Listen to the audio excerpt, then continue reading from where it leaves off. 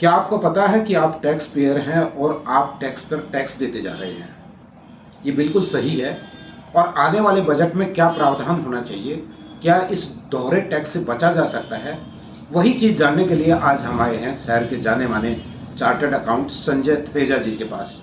ये पूरा विस्तार से बताएंगे कि किस तरह से हमारे पास दोहरे टैक्स की मार पड़ रही है और आने वाले बजट में हमारी क्या अपेक्षाएं हैं सरकार से, ताकि इस दोहरे टैक्स से बचा जा सके।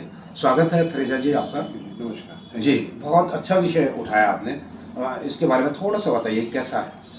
देखिए, हमारे यहाँ हिंदुस्तान में दो टाइप के टैक्सेस लगते हैं। एक होता है डायरेक्ट टैक्स, एक होता है इनडायरेक्ट टैक्स।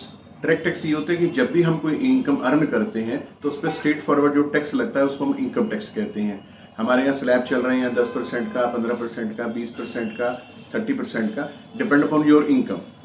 और जो इनडायरेक्ट टैक्स है जिसको हम जीएसटी कहते हैं, एक्साइज ड्यूटी कहते हैं, कस्टम टैक्स कहते हैं, तो उसके ऊपर जब हम कोई चीज़ सेल कर रहे हैं, वो चीज़ हम लोग या कोई हम सर्विसेज दे रहे हैं तो उसके ऊपर टैक्स लगता है।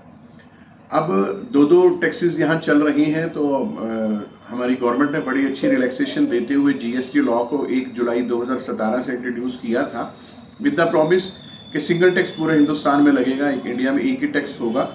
लेकिन वो पर्पस कहीं ना कहीं हर बार डिफीट होता आ रहा है। इसका मैं आपको एक बड़ा अच्छा सा उदाहरण देना चाहूँगा कि एग्जाम्पल के तौर पे आप सैलरी क्लास हैं और आपने 30 लाख रुपए की सैलरी अर्न करी, तो सबसे पहले जैसे ही आपने सैलरी अर्न करी तो उसके ऊपर आपने इनकम टैक्स दिया, और जो पैसा आपके पास बचकर आया टैक्स कटने के बाद वो आपकी सेविंग है, आपकी इनकम है, जिसको आप जिस ढंग से मर्जी खर्च करें।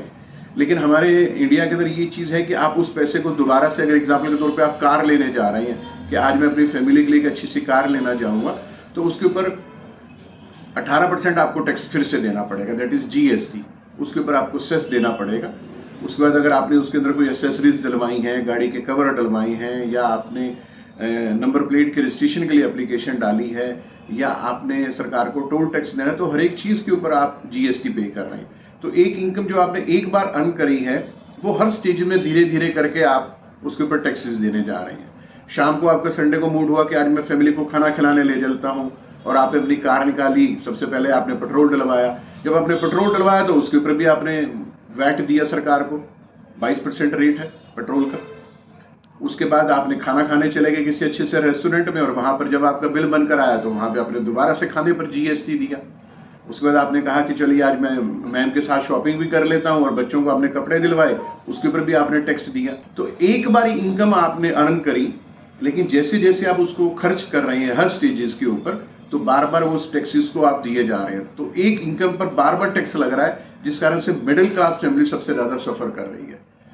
तो इस बार हम लोग फाइनेंस मिनिस्टर मैम से रिक्वेस्ट करना चाहेंगे कि ये जो कर पे कर लग रहा है, जो दोहरी मार पड़ रही है मिडिल क्लास फैमिली को, ये किसी तरह इसके अंदर हम लोगों को रिलैक्सेशन आपसे चाहिए।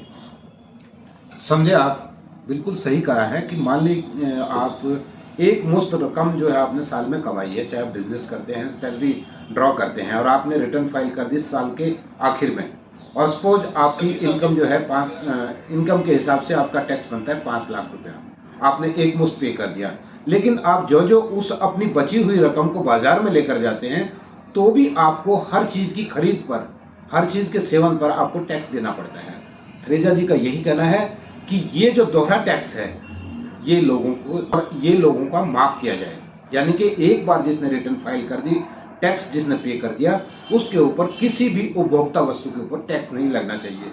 ये अब आने वाले बजट में डिमांड करना चाहते हैं थ्रेजा जी। आपको ये व्यूज़ कैसा लगा अपने कमेंट बॉक्स में ज़रूर बताइएगा। शुक्रिया आपका।